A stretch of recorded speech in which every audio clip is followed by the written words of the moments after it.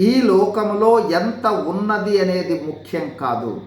పరలోకము సంపాదించుకున్నామా, పరలోకములో ఎంత ధనము సంపాదించుకున్నామనేది ముఖ్యం. ఈ లోకములో మనకున్న ఆస్తి, ఐశ్వర్యము, ధన ఘనతలు, ఉద్యోగము, అధికారము, ఆరోగ్యము మొదలైన భౌతిక ఆశీర్వాదాలు కలిగి ఉండుట, దేవుని దయ కలిగి ఉండుట మంచిదే. అయితే గ్రహించవలసినది ఏమిటంటే ఇవన్నీ మనతో వచ్చేవి కాదు. అంతేకాదు ఇవన్నీ ఒక దినమున లయమైపోతాయి, ఉండవు. ఈ వచనాన్ని జాగ్రత్తగా గమనించగలరు. ఉగ్రత దినమున ఆస్తి అక్కరకు రాదు, నీతి మరణము నుండి రక్షించును.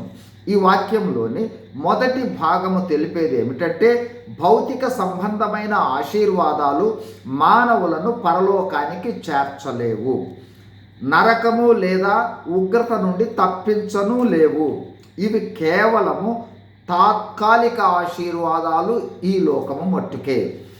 అయితే ఈ లోకములో జన్మించిన వారికి అవసరమైన నిజ ఆశీర్వాదము మరణము నుంచి, అంటే నరకము నుంచి తప్పించే నీతి.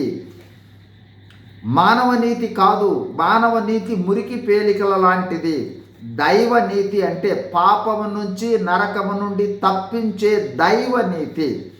ఈ నీతి మానవ ప్రయత్నాల వల్ల రాదు. ఈ వచనాన్ని గమనించండి. రోమా 3:24. కాబట్టి నమ్మువారు ఆయన కృపచేతనే క్రీస్తు యేసు నందలి విమోచనము ద్వారా ఉచితముగా నీతిమంతులని తీర్చబడుచున్నారు. అంటే పాపులమైన మనము మన పాపాల నిమిత్తము పశ్చాత్తాపపడి యేసుక్రీస్తు మన పాప విమోచన కొరకు రక్తము చిందించి, మరణించి, సమాధి చేయబడి తిరిగి లేచిన విమోచన కార్యాన్ని విశ్వసిస్తే చాలు, నీతిమంతులుగా తీర్చబడి ఉగ్రత నుండి తప్పించబడి పరలోక వారసులమవుతాము. అప్పుడు మన భౌతిక ఆశీర్వాదాలు దేవుని కొరకు వాడగలము.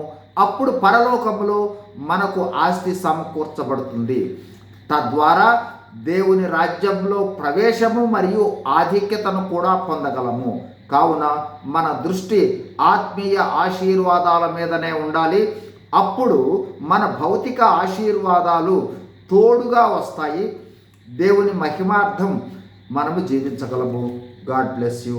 Thank you.